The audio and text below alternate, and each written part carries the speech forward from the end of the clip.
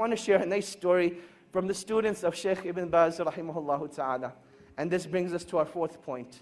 That fourth point is, it's not about how you live your life in this world. It's not about how you live your life in this world, but it's all about how you will be raised in front of Allah subhanahu wa ta'ala. It is all about how you will be raised. And this alludes us to the point that whatever you die upon is what you shall be raised upon. So let your last deed be your best one.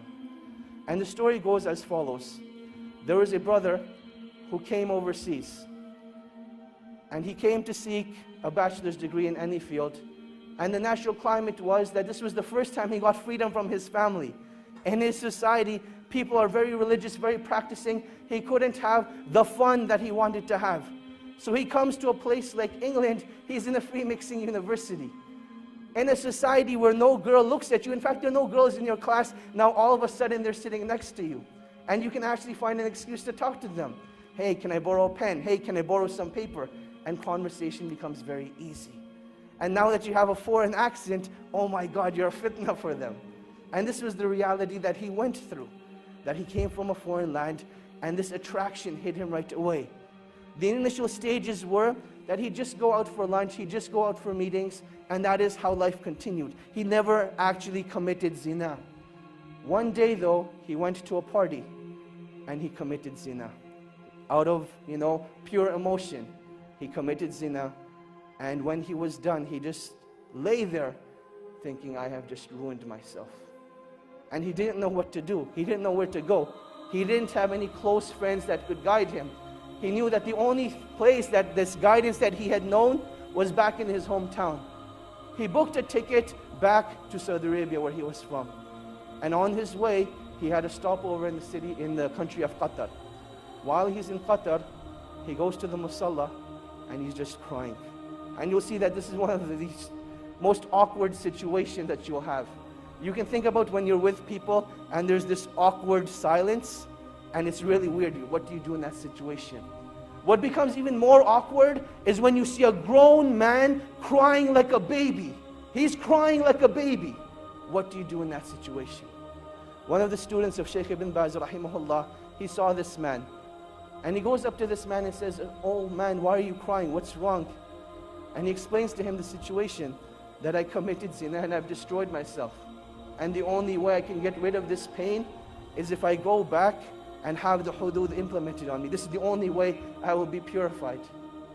The student calms the man down and he says, look, don't do anything rash. Let's go back to Riyadh together and we'll deal with the situation. They head back to Riyadh and the man is still crying throughout the whole journey. He feels really bad for what he has done. The student says, look, we've arrived in Riyadh, go spend the night at home, I will call you in the morning. Just make sure you don't do anything. Don't do anything, just wait till I call you. The next morning, the student calls Shaykh bin Baz, and he asks Shaykh bin Baz, rahimahullah, ya Shaykh, this is what happened. I met this man, he committed zina, and he feels that the only way he can be purified is if he has the hudud implemented on him. Shaykh bin Baz says, tell this man not to turn himself in, but rather, the sin has been hidden from the people, continue to hide it. Rather, seek forgiveness from Allah subhanahu wa ta'ala and turn yourself to the Quran. Let Allah subhanahu wa ta'ala be your guide. So this is what the Shaykh says to the student. The student calls this man up. Let's give him a name now. His name was Ahmad. He tells Ahmad, look, the Shaykh says, don't turn yourself in. Death is the easy way out. This pain and suffering will not be taken away from that act. And Allah subhanahu wa ta'ala does not want this from you. But rather Allah subhanahu wa ta'ala wants you to rectify your ways, turn back to Allah subhanahu wa ta'ala, and that is when that pain and suffering will be taken away. That is what Ahmad decides to do. A couple of days go by, he starts reading the Quran, he starts praying in the masjid, and he says that I never missed a single salah in the masjid since that event took place. This continues for about 2 weeks. Now this student, he disappeared from the life of Ahmad. There was no contact between him. And then one day, he notices that he has a missed call from Ahmad. He says, later on, I'll give him a call. Another couple of days go by, and Ahmad's house is calling now. His home number is showing up on the Shaykh's phone 5, 6 times. The student calls the house back and he says, "Assalamu alaikum, how are you guys doing? What's going on?" And they say, "We need to speak to you. Ahmed needs your help." And he says, "Definitely, I'll come over and see you tonight after Isha." He prays Isha, heads over to the house. And he sees that something just isn't right. That you can walk into a place, no one will say anything, but you can see it from their faces. You can see it from their sights, that something just isn't right.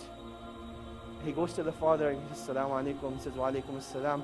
He says, "I don't even know what to say to you, but I want to thank you from the bottom of my heart.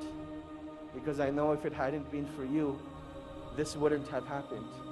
And the student's thinking, what did I do? So he says, "Well, what happened? What are you talking about?" And he says, "Let me show you."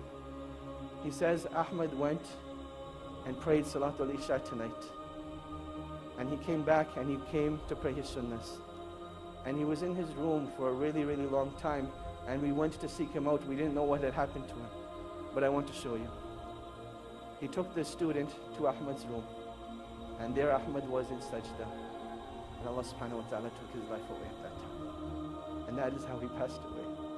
This is the story of an individual, not who was righteous, but this man committed zina, one of the biggest sins in Islam. And this is how Allah subhanahu wa ta'ala took his life away. And inshallah, when he's resurrected, that's the deed he's going to be resurrected on, making sajda to Allah subhanahu wa ta'ala.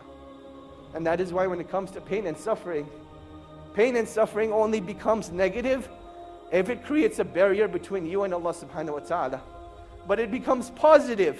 Pain becomes positive, a motivation for you when it brings you back to Allah subhanahu wa ta'ala. And this is what every individual who's going through pain and suffering needs to realize. That this point of pain and suffering is not that Allah subhanahu wa ta'ala wants to punish you, but rather this is a calling from Allah subhanahu wa ta'ala. "Oh my slave, come back to your Lord. Oh my slave, this is a reminder for you that I want to bring you back to me." And this is one of the wisdoms of trials and tribulations. That while we call each other on the phone, while we text message each other, the calling of Allah subhanahu wa ta'ala comes through trials and tribulations. And you can react one of two ways. Either you can deal with the pain at that moment and decide to get closer to Allah subhanahu wa ta'ala. Or you can decide to just restrict that pain to yourself, not do anything about it, and then you'll see what it does to your deen. And this is the last stage of the cycle of isolation. That once you're isolated, you will see that eventually your deen starts to disappear. The content of your salah, the khushu in your salah, it disappears. Your ability to recite the Quran is no longer there. Your ability to fast during the day, it gets taken away. What did you do differently? What you did differently was you gave yourself into shaitan. And shaitan's promise is that he will lead you astray. He will lead you away from the path of Allah subhanahu wa ta'ala. So in times of trials and tribulation, you need to seek out the believers. You need to seek out the righteous and let them be your guide and help to Allah subhanahu wa ta'ala.